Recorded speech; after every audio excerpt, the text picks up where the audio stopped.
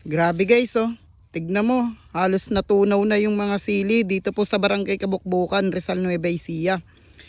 Ayan, dahil sa mga araw ulan, ganito po yung nangyari. Halos kalahating ektarya po itong mga silihan na ito, kung saan lahat po ay natunaw. Ayan, tignan nyo po. Kamahal po ng sili ngayon. Ayun po si kuya yung may-ari andun, namimitas. Pinipili niya po yung mga pwede pang pakinabangan. Napakarami pong sili nito. Halos po lahat tunaw, natuyot dahil sa mga ulan-ulan. Grabe ang luwang po nito, halos kalahating ektarya siya. Kaya talaga yung magsasaka, hindi po natin alam na kung minsan panapanahon lang din, jackpot, minsan lugi. Pero guys, yung ganito talagang kung kailan mataas po yung pwede silang umani ng maganda. Medyo mataas pa yung presyo ng sili ngayon. Tapos ganito pa po yung nangyari. Kumakagat po yung presyo ngayon ng sili sa palengke. 500 to 600. Tapos ganito lang yung nangyari. Ang kapal po nito hahanap na lang po tayo ng mapapakinabangan natin. Guys, dito nga pala ako bibili ng sili kapag nagluluto ako ng alamang. Tapos ngayon ko lang po siya napasyalan na ganito na po pala itsura. Ay, mamimitas muna tayo. Grabe. Kawawa naman yung sila Kuya Imbet yung nagtanim. Wala, sana mapansin po sila ng DA. Ayun tignan nyo po. Ang luwang po nito. Makikita nyo yung mga sili nila halos hirap ng pakinabangan dahil tuyot na nga po siya. And tulad niyan, ito po. Na po siya sira na po siya. Tuyot, karamihan tuyot.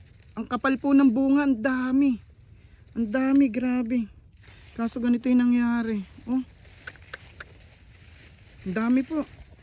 Ang daming bunga, ang dami. Nakikita nyo yun. Gandun. Gandun po yan sa dulo, namumula-mula.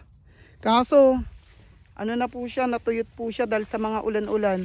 Ayan. Talaga ang buhay, di po natin masasabi. At tatanong natin si Kuya Imbet kung anong. Ay, Kuya Imbet, ano pong dahilan kung bakit nagka-ganito-ganito po yung mga sili? Saan to? Sa ulan? Sa ulan?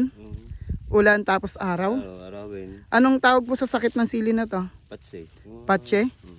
Patch? Parang ganun.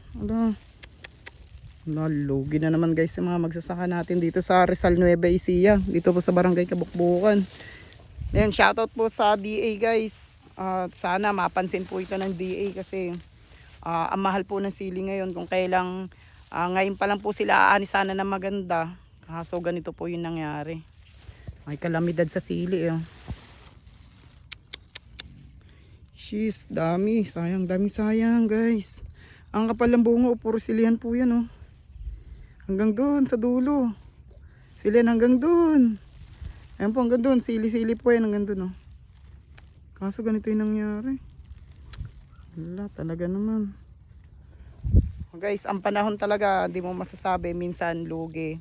Minsan merong naaani, minsan wala. Minsan jackpot. Pero that's life po talaga. Kailangan din na bumangon, matuto, higit sa lahat. Magsipag lang. Sipag at tiyaga lang talaga guys sa pagtatanim. Kaya saludo pa rin tayo sa mga magsasaka tulad nila Kuya Imbet.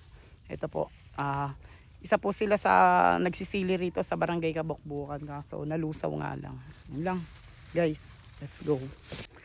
Ayan guys, alam ko na bakit mahirap maghanap ng sili sa palengke. Ito pala ang dahilan. Mga nalusaw na po yung mga sili. Dahil sa mga ulan-ulan niya. Now I know na po kung bakit mataas yung sili ngayon. Kumakagat po siya ng 500 to 600. Ang daming sili Dami. Puro puro bunga po yan lahat lalapit ko po. Yan Kaso, ayun.